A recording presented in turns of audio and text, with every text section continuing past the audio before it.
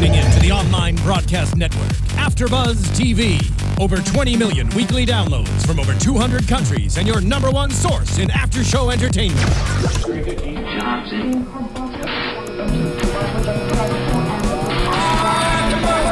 AFTERBUZZ TV, the destination for TV superfans. Producing aftershows for over 300 of your favorite TV shows. Interviewing celebrities and showrunners. And bringing you behind-the-scenes exclusives. All thanks to E! Entertainment's Maria Menounos, producer Kevin Undergaro, and internet leader Akamai.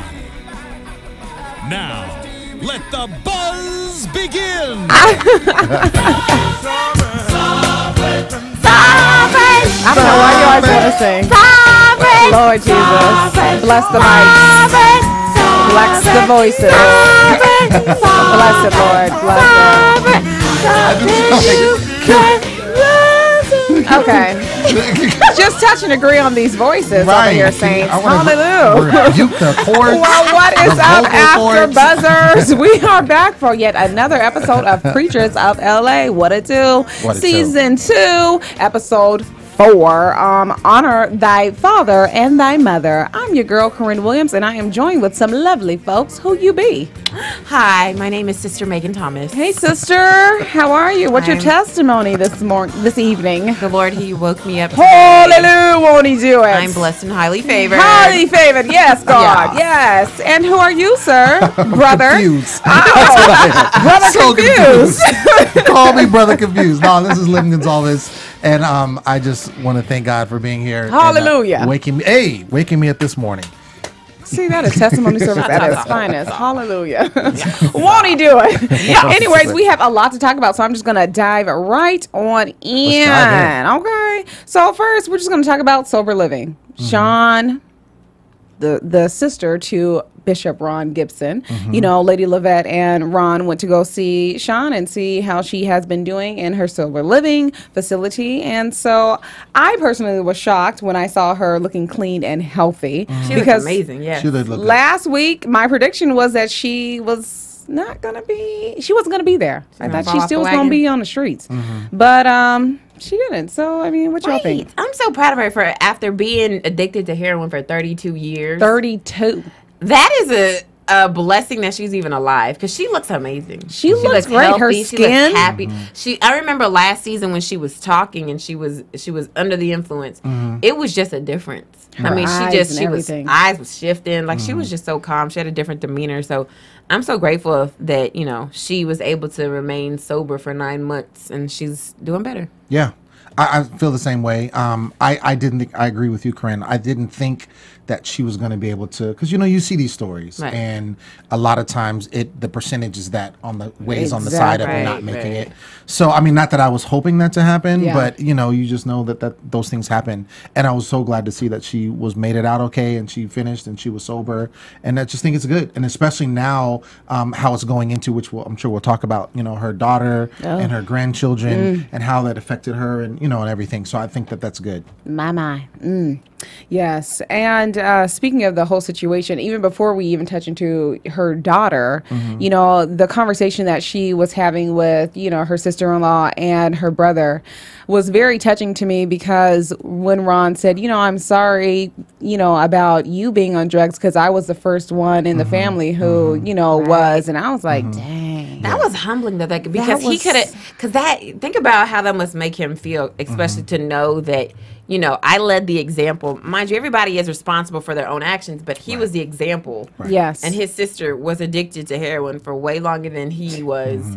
And Forever. As a result, her children are messed up. Her grandchildren, you know what I mean? There's just so much stuff that has happened. And it was, I'm glad he was humble enough to say, you know what, I'm sorry. It was my fault that I at least showed you that this was a lifestyle that was even an option. So I appreciate him for that. Yeah, she showed it was quick to be like, yes, you did.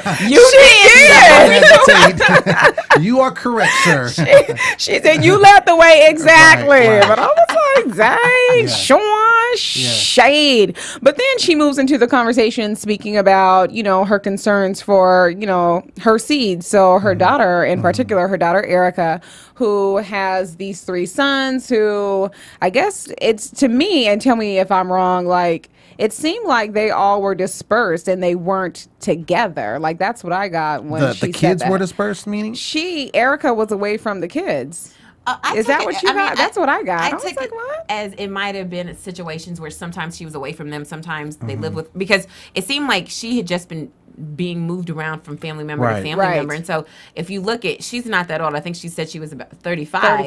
Yeah. And her oldest son looks maybe like he's 16, 17. I was thinking 22. He's not that old because he needs to be on his own. He's definitely in high school. Pay his own rent. Right. But no, but like he looks like he's in high school, which means she was a teen mom. Right. So if you think about this, she's been shifted around from family member to family member. She's a teen mom. If you're staying at a family member's house, you got 3 kids, they probably like, look, why don't you get a little one over to auntie such and such, get a middle one over to this auntie, and then you can stay just here. go on. You know what I mean? Like that's what happens in a lot of families. So maybe that's certain times it might have been like that. Certain times she might have been able to have all 3 boys at the house, or whatever house she was staying at. But this just goes to show you how your actions can affect other people and affect them tragically. And I think too, and she alluded also about her mom not seeing her. What was it? I think she was since she was 7 or 9. Yeah, that she's not been sober. And I think that she really, you know, you could tell she cares for her mom. And I think there were times that she probably did, like you said, being that she was a teen mom. Yeah. She probably wanted all of the family to be together. And there were times her mom probably had some, you know, some lights there where she's like, okay, we're going to be good, and they probably get a place together, whatever. And then her mom is gone again. Right. And so now she's, you know, left out or whatever. And so it just seemed like she's been in an unstable environment since the time her mom's been on drugs. Well, you can tell. And, you know, a lot of it, you can see just based off of her own personal decisions. Of course, we don't see them play out on TV because, you know, she's just in this one episode. But, you know, it's just a thing of like cyclical behaviors. I mean, you know, with her, you know, having the children and then just, you know, being unstable, you know, and not being able to provide that home. And it just is, that was just very sad. And, I'm proud of Erica for not, you know, choosing the path of drugs like her uncle and her mother, because that was a very real option for her as well. But that was her environment. Right. And so the fact that she didn't do that, I applaud her for that. And I applaud her for, you know, she seems to be a really sweet girl. She does. I just got a sweetness from her, even though she's been through a lot of tough stuff. And the fact that her boys seem to be really nice boys, you know, I'm happy for her that she's finally getting a place. But I will say this, y'all. Say it. Touch on it. Come on. So I had an issue. I'm not ready. With Bishop Ron Gibson. His pants. No. Oh, girl, his pants. Because that was mine. His outfit all those plaid pants, Ron. They look like pajamas. Deeply, like, for me, I was questioning, like, what have you done for Erica before now? Thank you. Because her boys are what, 17? Like, that little boy was like 27 to 33 like, years old. Her children are grown. They are teenagers. They're probably teenagers. So my question is, why now? Because y'all had this house, this extra house. You been had your Bentley. You been had all this stuff. Why you couldn't do this for her before? What was the issue? I would have liked them to at least touch on that, because it looks like you just kind of left her in the wind to rot, and now you got a show and you trying to come in and help her.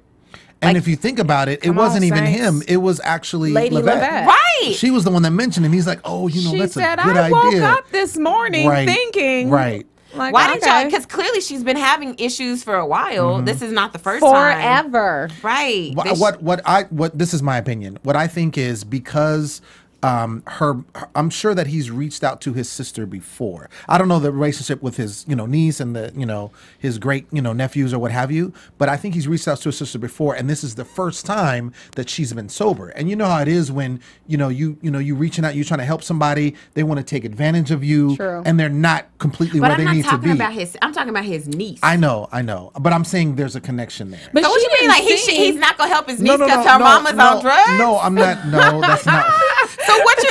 So again, no hate, man. Why does it seem like why didn't he do this for her before? I think maybe one of the things is, and remember Erica touched on it like briefly. She was like, or not Erica, but Sean did. She was like, she's not going to be the one to say that she needs help or assistance. And even when they went to go see Erica wherever she was staying, she was just like, like these are my problems, and I just want to be able to have stability and to provide a place to stay for my kids, and like that's it. Like she doesn't seem like she'd be the type to be like, I'm broke and I'm living in a crack house. I need your house in Riverside. No, and that would be the only reason that I'm like, okay, cool. But I just for some reason I don't feel like he could have been that oblivious to what her life he wasn't. Yeah, I don't think he was. I think it plays more into. Okay, fine. I see your point. Like, I definitely see your point. Why I gotta give the side eye, though? I'm just saying, it seems real shady. Or, and another thing is, too, that sometimes when you help people, you have stipulations about the help that you want to provide. Like, he probably was like, you need to do X, Y, and Z. And she's like, man, I'm from Compton. Like, I ain't got time. And sometimes people don't want to do that. Yeah. That's true. Let us know what you think. Make sure you subscribe to our iTunes podcast. It's really simple. Just go to iTunes and search for AFTERBUZZ TV, Preachers of LA, and you'll see our podcast. It's really easy. Click subscribe, and you'll get our podcast every week. Please give us 5 stars and tell your friends, and your friends, and comment. Absolutely. Let us know what you think. Absolutely. Did Ron Gibson help his niece before now? Or is he just helping her now that the cameras are rolling? No. I mean, either way, it was nice. Okay. It was nice, yes. Let's move on down the street to Bishop Noel Jones and his boo thing, Loretta. And the first scene is JJ. Yay, JJ. Megan. First of all, who knew JJ was a girl? I thought JJ was a boy dog. Oh, get out of here. Are you kidding me? I thought she's walking around with dresses and bows. You really thought that? I thought JJ was a boy dog. I'm sorry. Okay, fast forward. Anyways, so the conversation. Horrible. So we find out that JJ's overweight because 3 pounds. Because the bishop feeds the doggy cheese, cookies, candy. Like what? I don't know what's going on. But anyways, more importantly, the conversation that the two of them had, Loretta is still harboring this huge meaty grudge against the Gibsons, and Bishop Noel Jones is trying to like knock her down, like, yo, like simmer down. Let it go. I need them. Right. He has a gangster ministry. Like, I don't touch that. I don't touch that. I mean, what did you guys gather from that? Again, I just really feel like Bishop Noel Jones does not have Loretta's back on anything. I just feel like he's not sensitive to anything that she's going through. He just doesn't seem to care. But what is she really going through? Because she got read by this man who is a counterpart to the guy she's supposed to be with. No. I'm saying Bishop Jones just left her in the wind, honey. He did. I can't. So do you think? So do you think that honestly?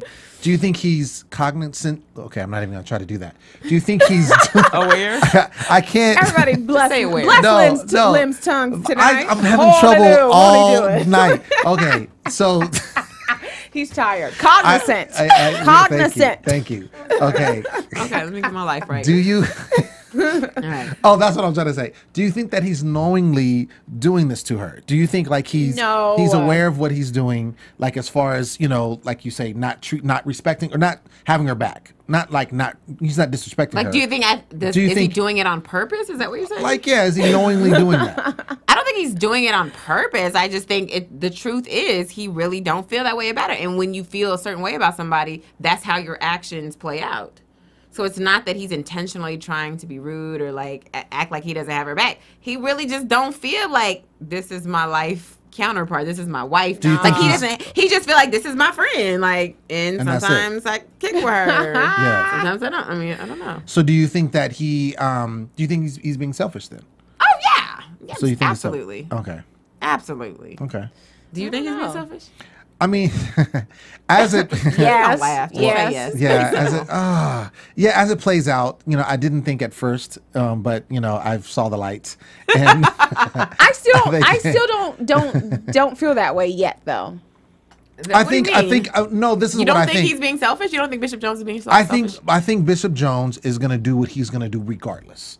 That's what I think. I think that Loretta is there, and I think he's a great counterpart for her, for him, excuse me. And I think that, you know, they're friends, and obviously he works in the ministry. She works in the ministry. Oh, gosh, I can't get my words.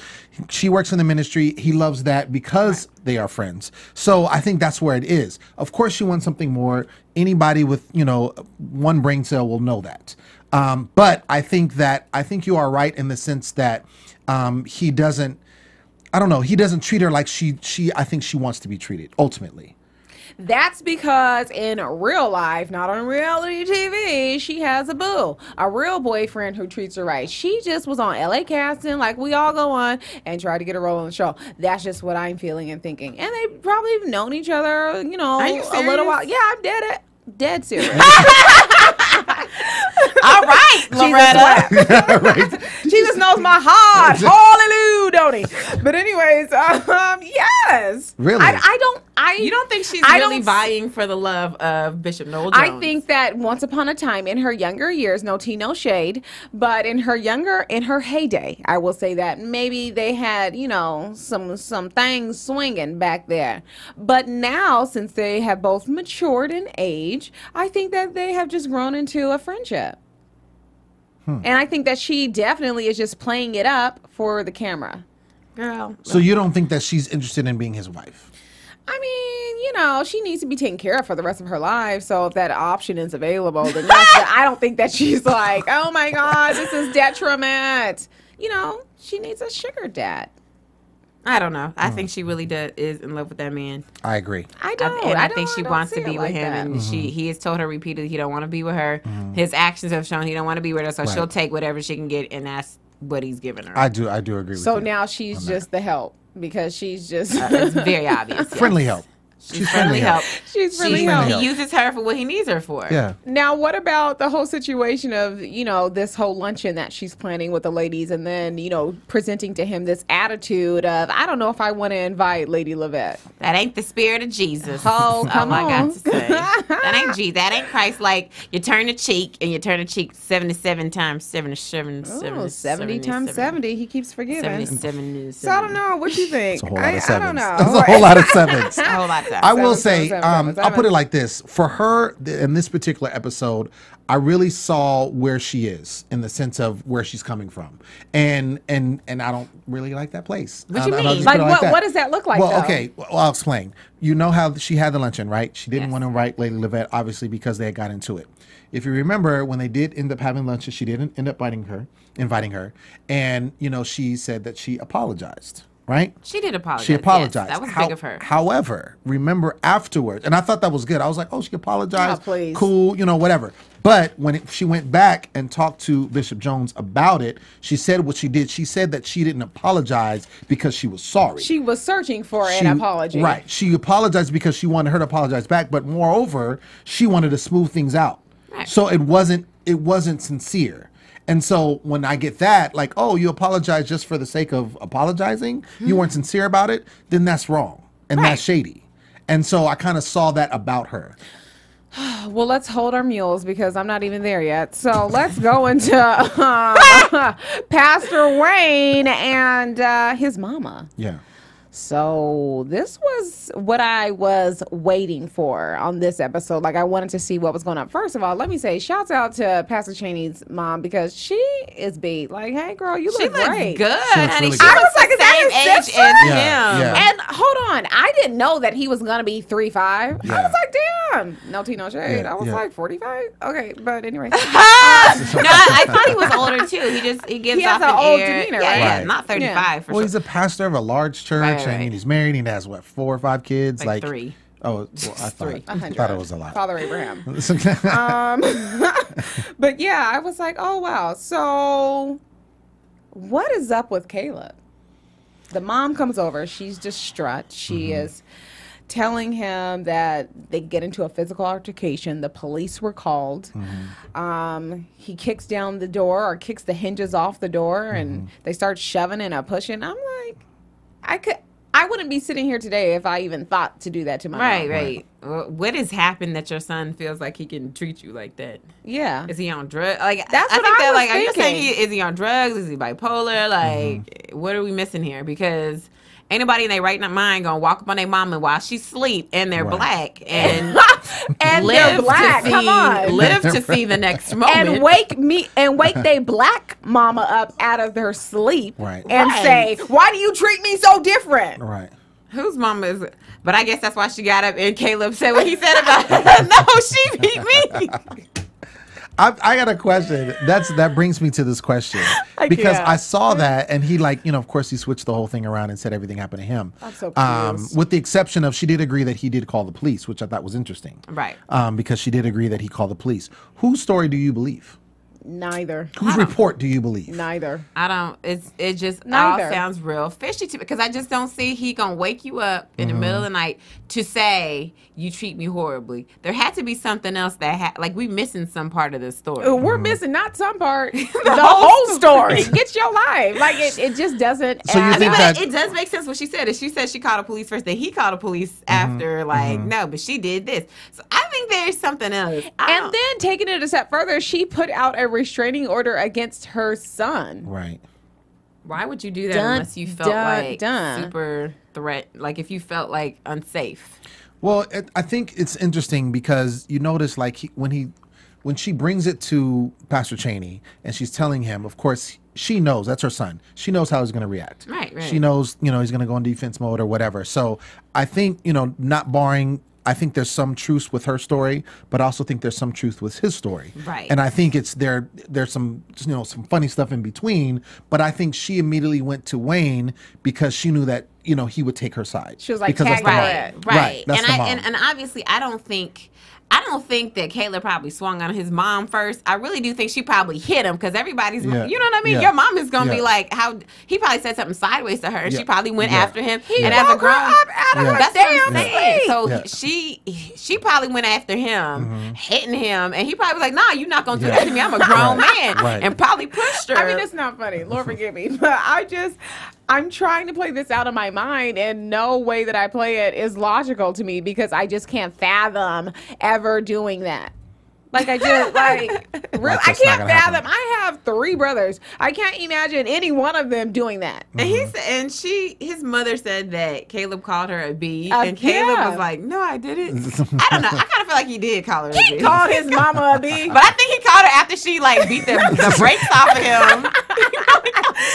When he was getting beat down, he was like, "Stop!"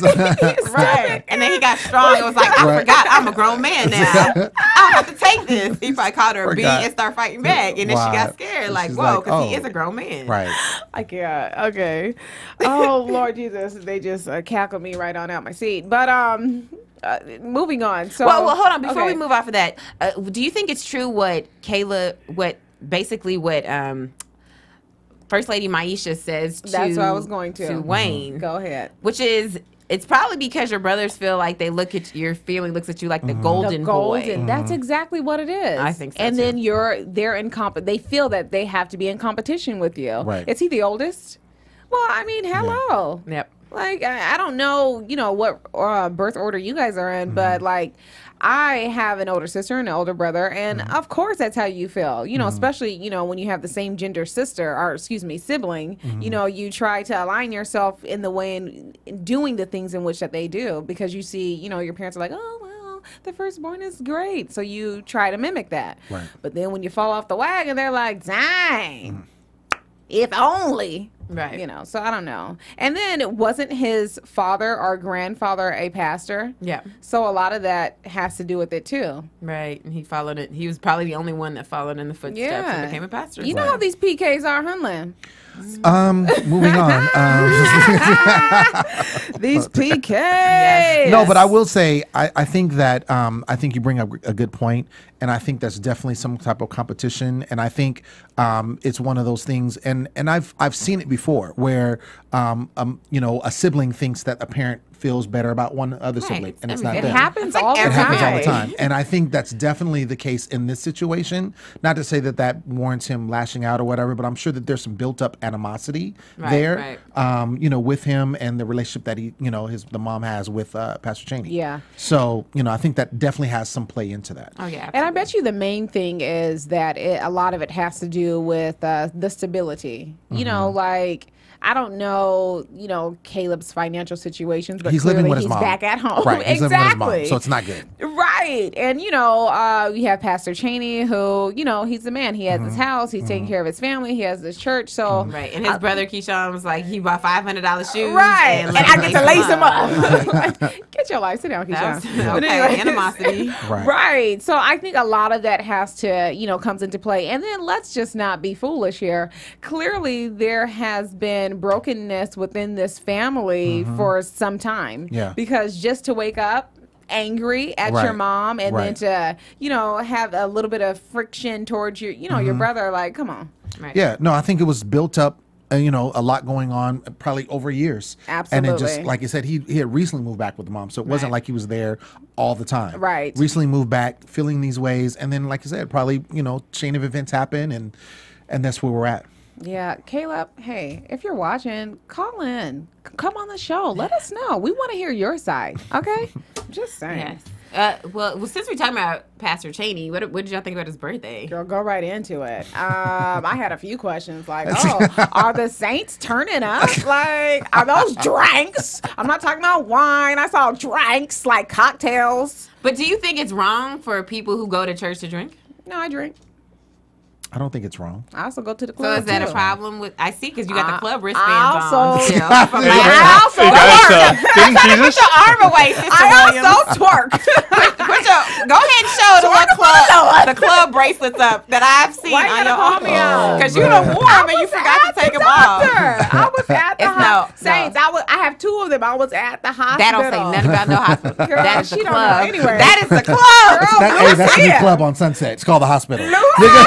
It's called the hospital. The judgment. I bind these spirits in the name. These judgmental spirits. Blessed. Hey guys, didn't Jesus drink wine? Yes, he He did. did. Like, Come on, Sean. there you go, Sean. Yes. I don't think there's anything wrong, and I actually like the fact that you see. I don't know, I do. I like the fact that you see these Christian people and Pastor Cheney turning up for his birthday because it's not like they were going and getting filthy drunk. They're having a drink, they're dancing, they're enjoying.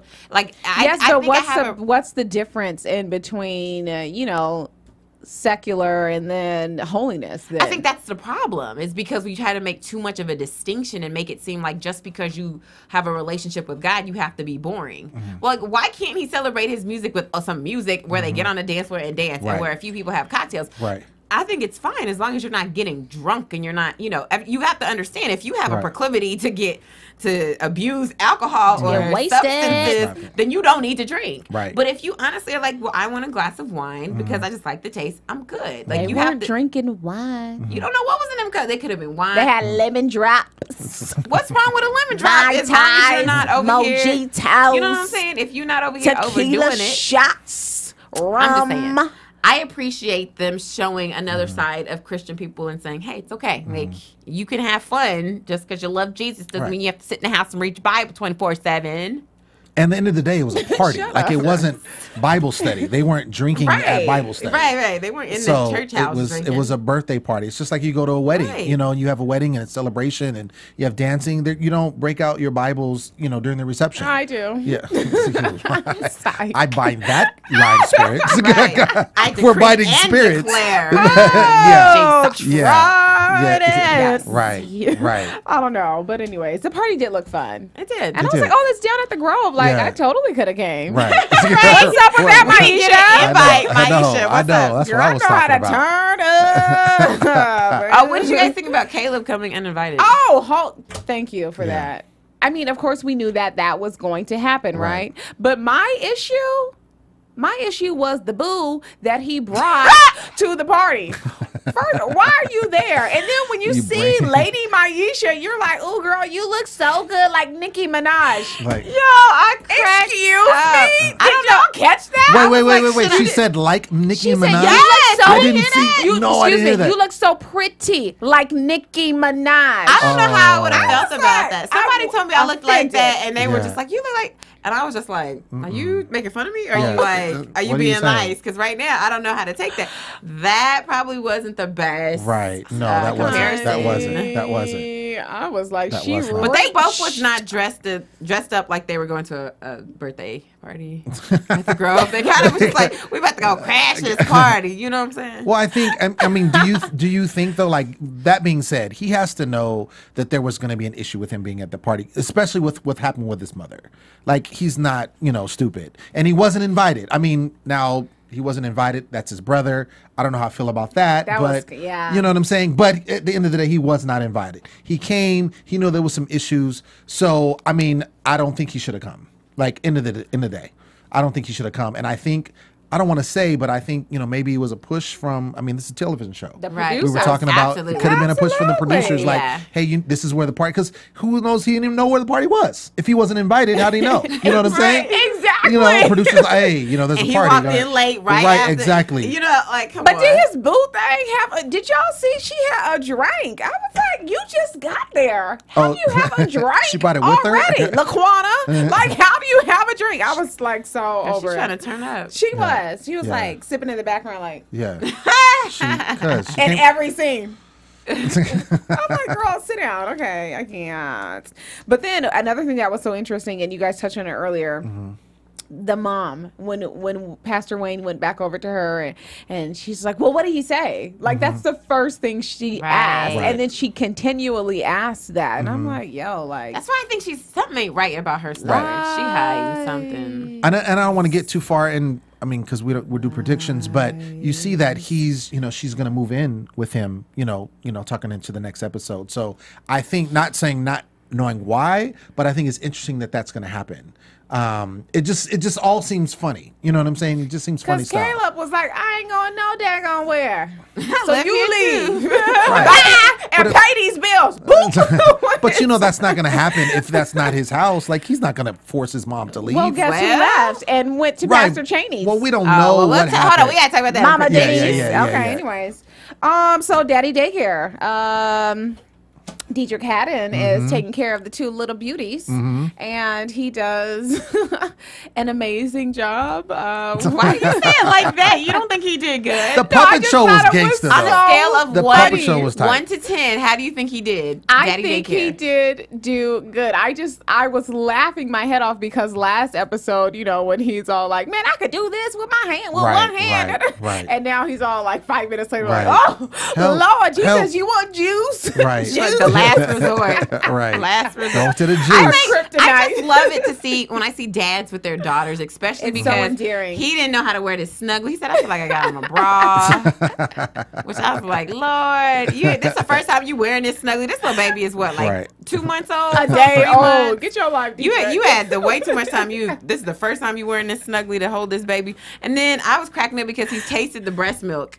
Oh, that was so cute. That was. Why did you sigh? Because he drank his wife's breast milk. No, because It came from her body. I know, but okay. I'm do you just saying. think? No, nothing. Lim's No, like, you ew, have to say, nasty. Liv. You have to say what you think. That is why you on the show. What do you Right. think? So thank you for telling me. while You're I'm on the show. You're welcome. No, I just think it was just the way he went about it. Like, it was like he took it like it was a shot. Like, What you supposed to do? I Like, know, you're supposed but- to sip a You're little, supposed to like, savor it. Right. stick You're your supposed to tongue. swivel and, it around and let the pores open and I know, but I just, smell it. I don't know. How are you supposed to drink breast milk? Well, first of all, I've never With a had straw. breast milk, so I don't And a know how milkshake. you drink breast milk. It's not something on my agenda or things that I want Okay. to drink. Okay. It's low, really low So at the then why bottom. did you have a problem with him throwing it back like a shot? Well, because it just, I don't know. Because it takes the sacredness away from breast milk? Maybe. It's not as pure and holy? I can't. I guess. Because you just throw it back like it's a shot of Patron?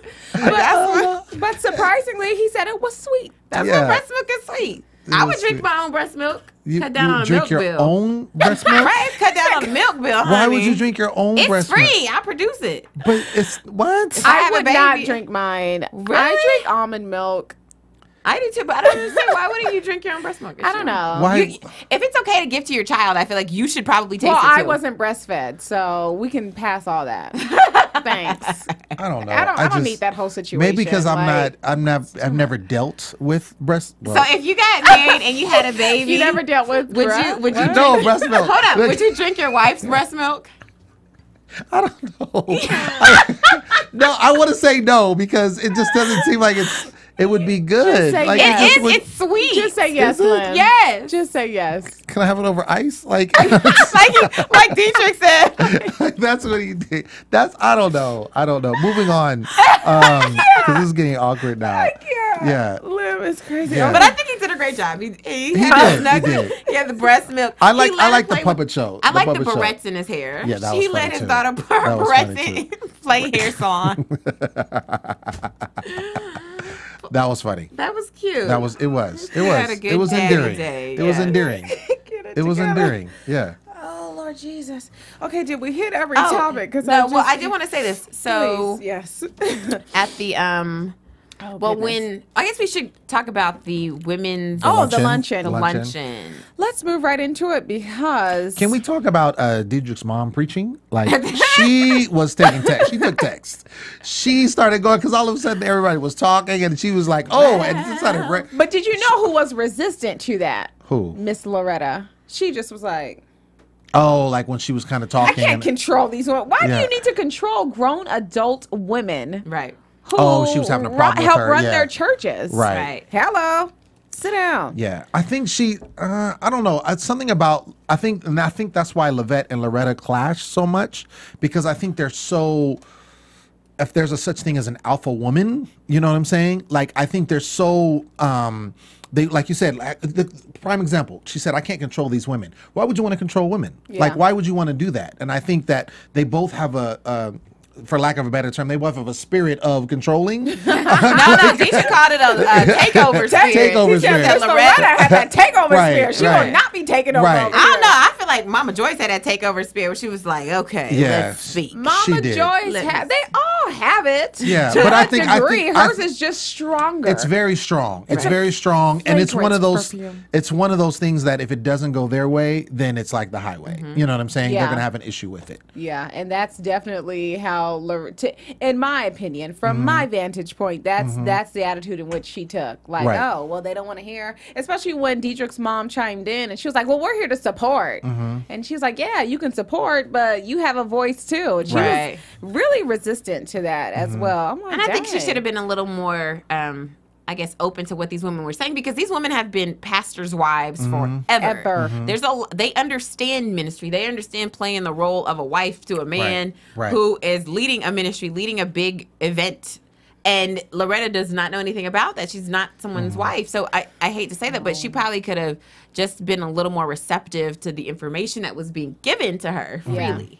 Oh, and then so what did we think about Maisha calling them Lady Lavette and Loretta out on the carpet about the situation at the Sip and See? Oh, like just bringing that back up. Yeah, I'm like, did we think that was appropriate or? I mean, Like, I what's did. I feel like if there's an elephant in the room, you gotta address it. So obviously, everyone felt the tension between these two ladies because Lavette would say something, Loretta would say something else, and address the group, but she was really Right. talking to Lavette. Right. Like it was just And awkward every stuff. time Lavette said something, she would sip her water. I'm like, dang, the shade is real. Yeah. No, I think, and I agree. I think, and we weren't there. Like we see it played Right. out, but we don't. This stuff is edited, so it probably was a lot of tension there, and she probably just wanted to clear that. And so by bringing it up, and then of course that went into Loretta's, pseudo apology. Which I'm sorry, that was fake. I thought it was nice though when she apologized. it was Nice, good, but I but just like I not said, sincere. my thing was I was glad she did it until she outed herself and said like, "Oh, I didn't mean it like that," and I was expecting her to apologize. Well, I thought it was wrong. I thought it was I bad agree that with you. Lavette didn't apologize. Well, why would she? Yeah, She what was did she have to- attacked by Loretta. I think because you hear what she said. She was like, I didn't really know everything that was going on. I was just a little confused. She could have been like, well, I apologize because she said Lavette still talked about something. If you don't know the whole situation, and Lavette clearly says she didn't know everything that was going on, then she shouldn't have had anything to say. She should have just been like, I have no understanding of what you're talking about, so I really can't say yes or no to you. And she still had something to say, so I feel like she should at least have been apologetic and said, well, I apologize because I didn't know all the stuff that was going on. So if I made you feel any kind of way, I apologize for that. That's at a minimum, she could have said that. She Is could that the have. Christian route? It's not even about being Christian. It's about right or wrong. Like it's the right thing to do. If somebody's apologizing to you, you should be like, you know what? If I did something wrong, I apologize for that as well. I That's don't at take a on that minimum. spirit. I don't. Because I feel like if don't you're have that back spirit. in a corner, then the last thing I'm gonna do is when we come to a middle ground, I'm not gonna like scale back and be like, oh well, no, I don't feel like that. Sorry. Yeah, you're right. Thanks. Thanks for apologizing. And next time, I'm playing. But yeah, I don't know. I didn't think Lavette was going to apologize. I agree with you. I agree with you in the sense that I think it would have been nice for her to do that because it wasn't like she was totally in the right. But whatever. What did she do? Fix your face. But I didn't think she was. Well, she could have apologized for being in people's business because, as we all know, the Gibsons do like to make comments about people's lives.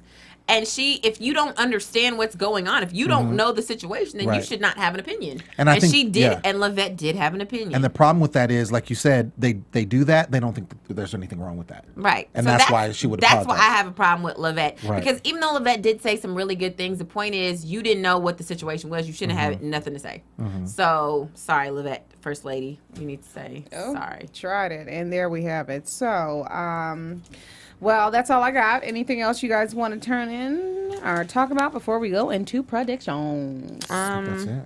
Predictions. Let's do I it. think we covered it. Yeah. And now, your AfterBuzz TV predictions. Who wants to start? Let's go with Lem. I predict that Bishop McClendon is not going to be in another episode. It's gonna be our prediction. Ever gonna be in an episode? No. Where? There's We're no episode story. 4, y'all, and we haven't seen him. We have not seen him. We saw him for 2 seconds. Where's that was it. Yeah, that one clip that they the show one clip. at the start. Right. That's it. And his white shoes. Yeah, he's I predict he's not gonna be in another episode. I mean, there's just no story there. Why is he on the show? I don't know. He's probably under contract. McClendon, come on our show. Talk to us. Yeah. You can sit here. Yeah. Let us right know. That's my prediction. We never see him on the show or his wife or his kids. That's my prediction. And that's it. You have been right every week. Hey, I'm just saying. To keep the trend going. Come on now. Okay, so we see that Pastor Haysop's son is back. The one that's been the prodigal son that is gone for 2 years. Yes. He's back. And hopefully, I think things, he needed to be away, and he said he feels like he needs to move back. I just hope this ain't the time he coming back to party. He's been in Alabama, tired of country party, and he wants the city party now. Hopefully, he's grown up some and is, he's not going to be living the crazy wild lifestyle that he was living. And then, of course, we see that Mama Denise is staying with the Cheneys. Child, you don't tell your wife, so my mama gonna stay with us. As your mom is standing next to you. Yeah, that was probably interesting. You probably gonna have some issues with your wife for a minute. You might want black eye, like Caleb. Tell your mom that you're gonna converse with your wife, and then talk to your wife about it, because the Bible tells you when a man and a woman get married, it's 2 becomes 1. So it's no longer your mama that has the precedent in your life, man. It's your wife. Cleave. Well, that is not true in the Cheney household, obviously. I agree. There are going to be a lot of issues. You see her face, though? She was like... Yeah. She was like, Okay. Right. Yeah, there's going to be some issues. I don't think that they have like a really strong relationship, Maisha and Mama Denise. That's just what I picked up. I think that they're cordial and they work together for the sake of Wayne. But they're not close. No. Because she wasn't like, oh, yeah, girl. She was like, hey, girl, hey. Right. Anyways, so that's all I got. And McClendon, where you at? Anyways. So that is our show for tonight. So, yeah, tweet us. And where can your peeps find y'all? As always, you can find me, Megan Thomas, on Facebook, Instagram, Twitter, at Meg Scoop, like scoop of ice cream. And please check out my web series called Colored People. Just go to YouTube and search Colored People TV. And you can find me all day, every day on Twitter and Instagram at The Poet Saint. And you can check me out on Twitter at JustSaying08 and Instagram JustSaying1908. Holla!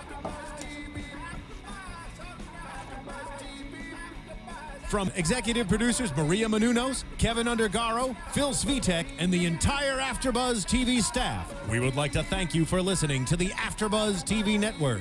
To watch or listen to other after shows and post comments or questions, be sure to visit AfterBuzzTV.com. I'm Sir Richard Wentworth, and this has been a presentation of AfterBuzz TV. Buzz you later. Where's McClendon? The views expressed herein are those of the hosts only and do not necessarily reflect the views of AfterBuzz TV or its owners or principals.